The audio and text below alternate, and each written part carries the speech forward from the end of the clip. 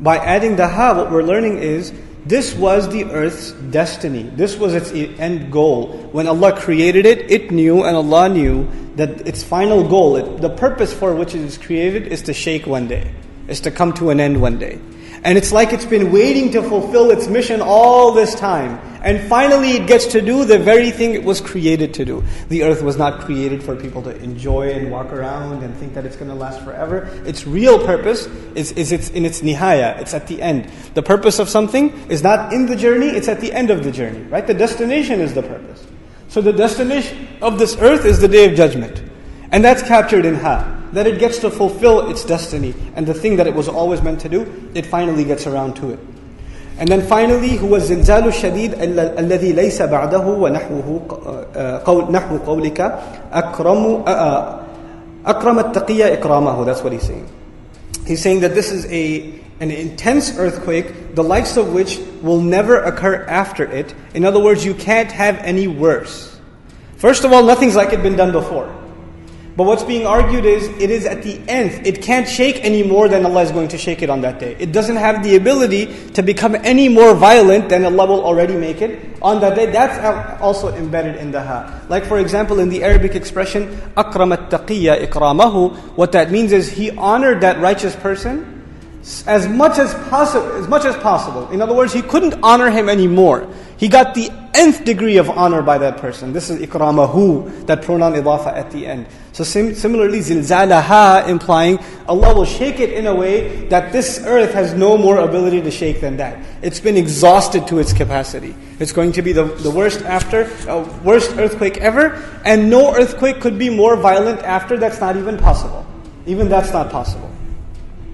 Then أو زلزالها كله وجميع ما هو ممكن منه. This one of it we already covered, but the other half we didn't.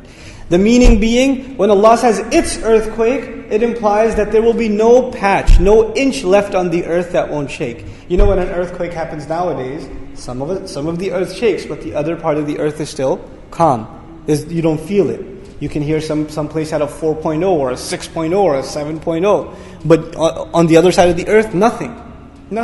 But zilzalaha, by using the ha, Allah referred to the entire earth. There will not be a place left that is not feeling the wrath of this most violent earthquake, which cannot go any higher on the Richter scale. It can't get any worse. Subhanallah. Ash-Shinqiti rahimahullah. Al-Awwal, the first comment he makes, Ash-Shinqiti in tafsir of the first ayah, he says, تَكْرَارُ الْحُرُوفِ أو ما يقال تكرار المقطع الواحد. He says the repetition of the huruf, it implies that it will shake, stop, it'll keep doing that. And this is the same for all words that have these quadrilateral roots, al-ruba'i, waswasa, الذي يوسوس في صدور الناس. Same two syllables, right? زلزلة, waswasa, دمدم عليهم ربهم بربهم. These kinds of words have an act that goes and stops, and goes and stops. So when it stops for a little while, what do you start thinking? Relief. And it goes again, and then it stops, and it goes again. This is what shaitan does. He makes waswasa. Hamasa is to whisper. Allah didn't just say whisper, He said waswasa, which means He comes, and when you look back, He's gone again. Then you go forward, He comes again, whispers again, goes back, whispers again. He does the repeated act. And that's what's implied in the word zalzala, subhanahu wa ta'ala. Then, so now this repetition that Allah is referring to in the word zalzala comes up in many places in the Quran. For example, He says, وَحُمِلَتِ الْأَرْضُ وَالْجِبَالُ فَدُكَّتَا دَكَّةً وَاحِدًا إِذَا رُجَّتِ الْأَرْضُ رَجًّا وَبُسَّتِ الْجِبَالُ بَسًّا.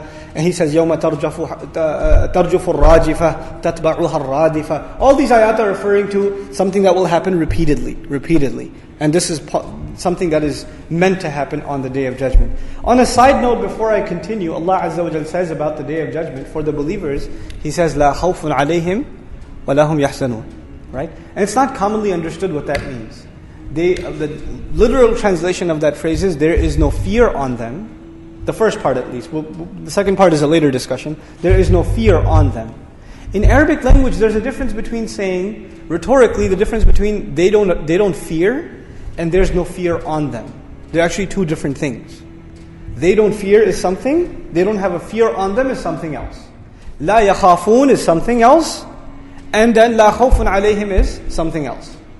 Now, what's the difference between them? What's the difference between saying they will not fear, as opposed to saying there won't be any fear on them. Which is what Allah says. For the believers, there won't be any fear on them. I always give this example just to get this point across, and this is relevant to our topic because this is one of the scariest surahs in the Quran, so we should address that topic of fear.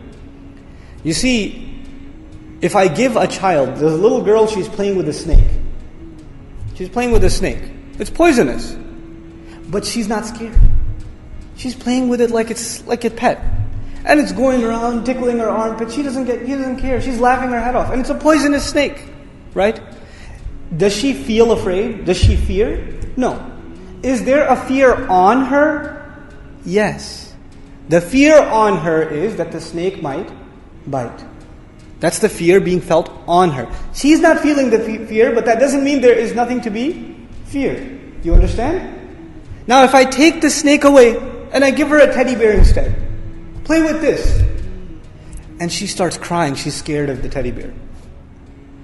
Now she feels afraid, but there is no fear on her. You understand? Now Allah says there won't be any fear on us.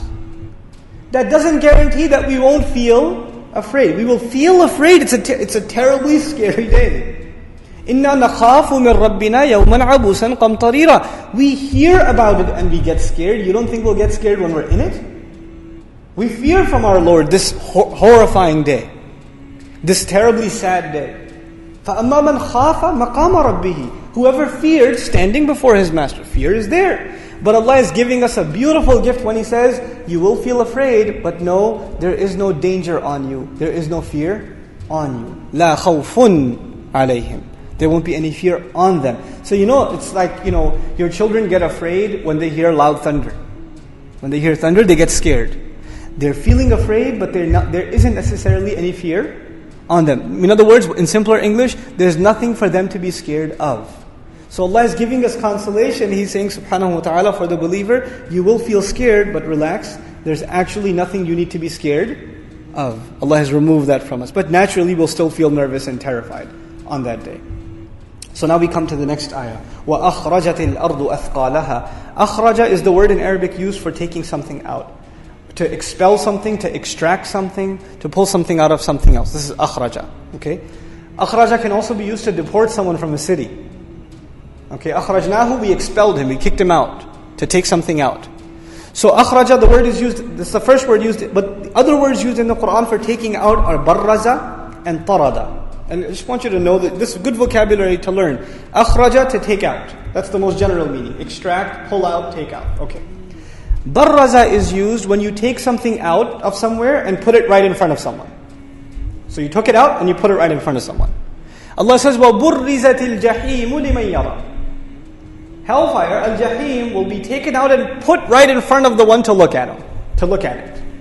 So it'll be brought out. It's like it's in hiding, right? Allah, it's like implying it's in hiding. And Allah will yank it out, pull it out. Burrizat al-jahim, and brought right in front. Liman yara, for the one to see.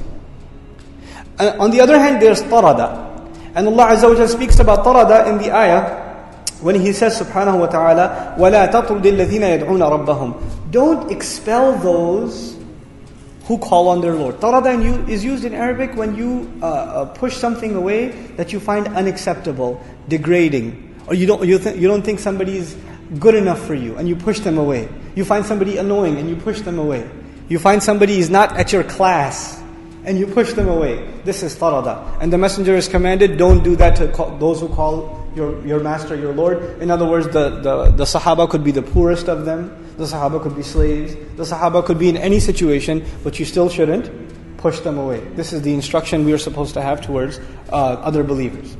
Anyhow, so the word uses akhraja. أَخْرَجَتِ الْأَرْضُ أَثْقَالَهَا. جَزَاكَ اللَّهُ خَيْرًا. The earth will bring forth its burdens. Burdens will come up twice in this surah.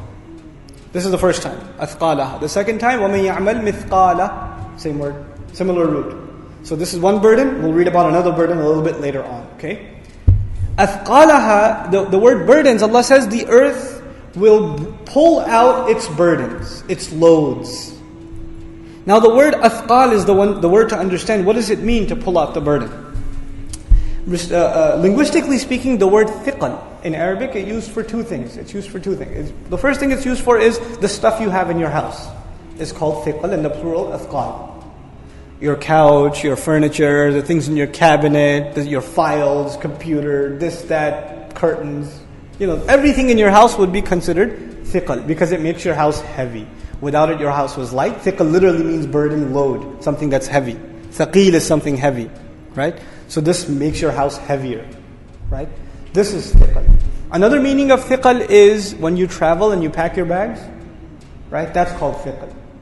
So the two implications of it are very beautiful and important to understand. When you pack your bags and you're carrying your bag around, you're not always going to carry it. You're going to let it go. You're going to let it go. You're going to release it. So the earth is carrying this load, and the earth is also on a journey. And this load it has, it will eventually what?